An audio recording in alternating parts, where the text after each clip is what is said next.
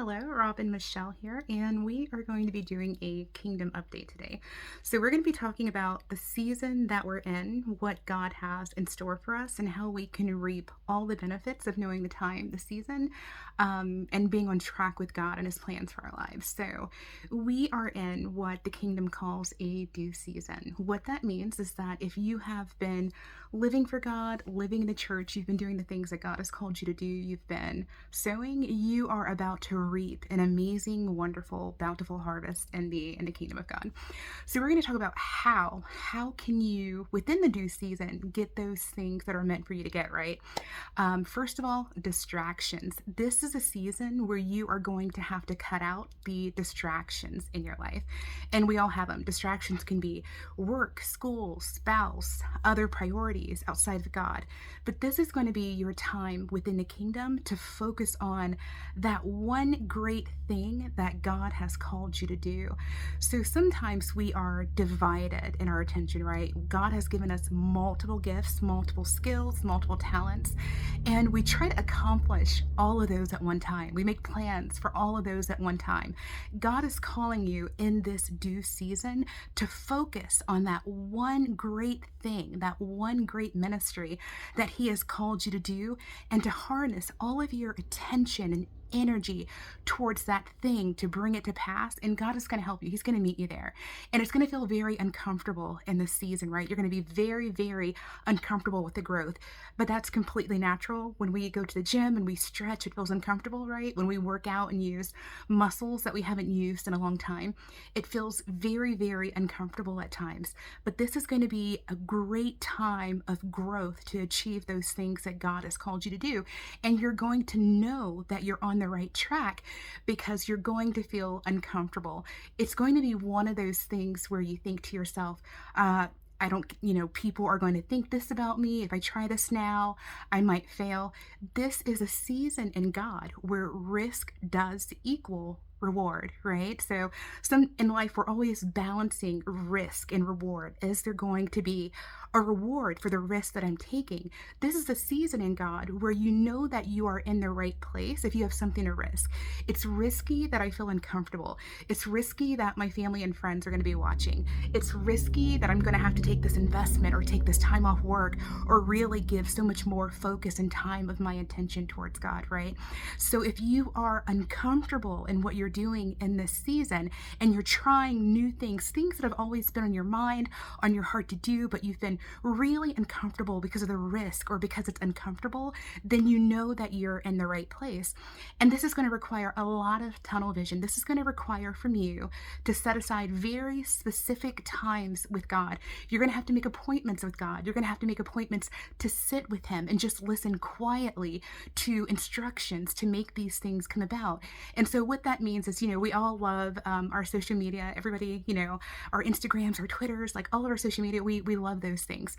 Everybody's in for like a good story or a good conspiracy theory. Those things are very interesting. They're very fascinating. It's very interesting and very fascinating to watch what's going on in politics with the elections coming up and what's going on in other countries, the different wars that are happening right now.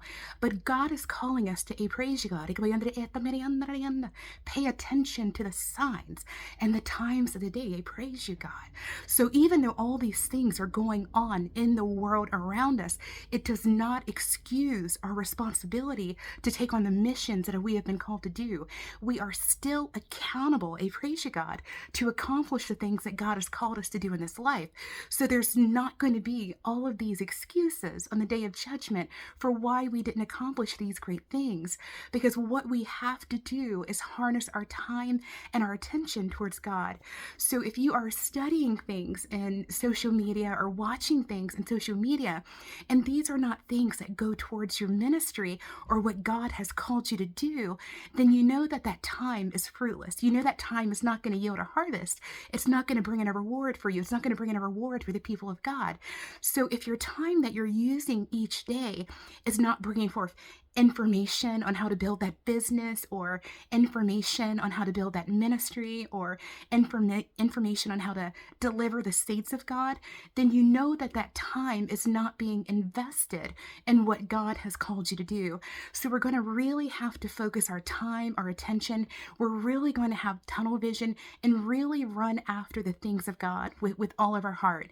And again, it's very easy to say, I have work, I have husband, I have family, I have all these things that I need to balance. But we know that God calls us to put him first, right? So we know that the word says, seek ye first the kingdom of God. I praise you, God. And all of these things will be added unto you. That means that without God, there is no husband. There is no family. There is no house. There is no business. There is no work, right? So if we're not giving that time and attention that we need to be, not only towards God, but the things that God has called us to do, and we're failing our missions daily because we're not paying attention, because we're distracted, because we've let all these things of the world get to us, I praise you, God, then we are not going to obtain what God has called us to obtain this year. 2024, God has called us for greatness. He has called us into a due season. And to walk into that due season, you're going to have to be focused. You're going to have to be attentive. You are going to have to take risk and do things that you have never done before. And it's going to feel very uncomfortable, but in that uncomfort, you are going to know that it is God, because you're going to feel your spiritual muscles strengthening. You're going to feel your mental muscles strengthening. You're going to see those things that you've been waiting for years. You're going to see those things that you've been waiting for years actually manifest and take shape. Can you imagine that?